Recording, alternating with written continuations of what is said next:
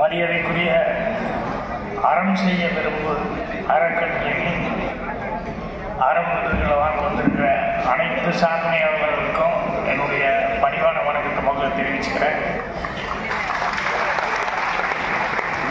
அதை வழங்கிட்டு இருக்கிற மரியாதைக்குரிய நல்லமணி அவர்களுக்கும், ஏன்னா அவர் ஒவ்வொரு வருஷமும் கரெக்டான முறையில் இந்த சேவையை வந்து செஞ்சுருக்காரு. அதனால் அவருக்கு என்னுடைய வணக்கத்தையும் பாராட்டையும் தெரிவிச்சுக்கிறேன். அதே மாதிரி வந்து நம்ம மரியாதைக்குரிய நீதியின் குரல் பாஸ்கர் சார் வந்து அவர் பேசும்போதே நான் வந்துட்டேன். நியாயமாக காலை வணக்கம் தான் நான் சொல்லணும், மதிய வணக்கம் சொல்லிட்டு இருக்கேன் எல்லாத்துக்கும். சரி பேசிட்டுருக்காங்க, பார்ட்டியில் இது பண்ண வேண்டாம் அப்படின்னு சொல்லிட்டு அதனால் உட்காந்து புஸ்தகம் படிச்சுட்டு உட்காந்துருந்தேன். அதுக்கப்புறமா வந்து ஒரு அம்மையார் பேசினாங்க, அதுக்கப்புறமா வந்து முத்து பேசினார். ஸோ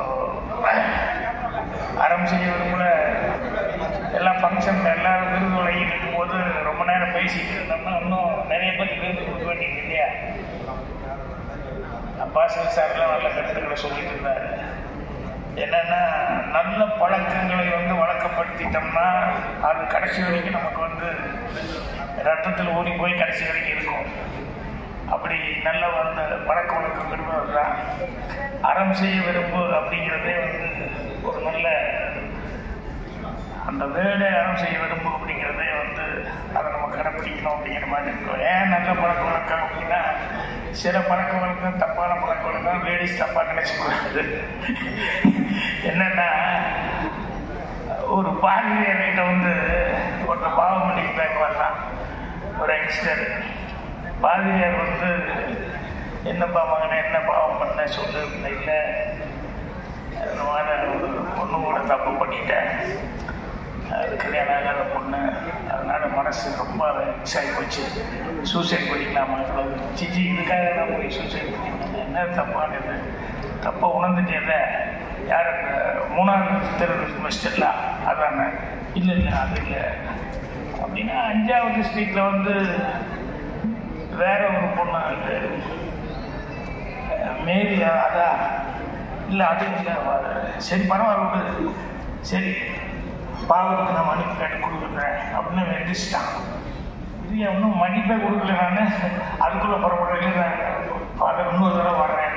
ஏன் இல்லை புதுசாக ரெண்டு அட்ரஸ் கொடுத்துருக்கீங்களா, அதையும் பார்த்துட்டு வந்துடுறேன். அந்த மாதிரி பழக்க வழக்கம்னு ரத்தத்தோடு ஊறி போச்சுன்னா அது சூசைடு பண்ண அளவுக்கு போனேன்னு சொன்னால் திரும்பிட்டான்னு நினச்சேன்னா புதுசாக ரெண்டு அட்ரஸ் கிடைக்குன்னு சொல்கிறார் இல்லையா? அப்படி இருக்கக்கூடாது பழக்க வழக்கங்களுக்கு.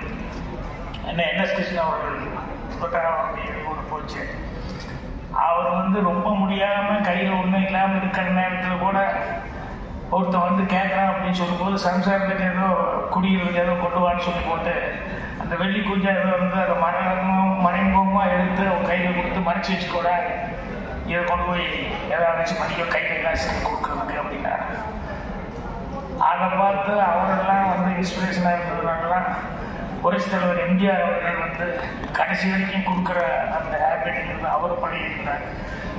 மஞ்சுளா அம்மா ஒரு தடவை அழுதுன்னு சொன்னாங்க, எம்ஜிஆர் குழுப்பில் நாங்கள் படுத்து இருக்கும்போது கான்சியஸ் கொஞ்சம் கம்மியாக இருந்தது, யார் வர்றாங்க போகிறாங்கன்னு தெரியல, அந்த மாதிரி ஒரு சூழல் இருந்தது.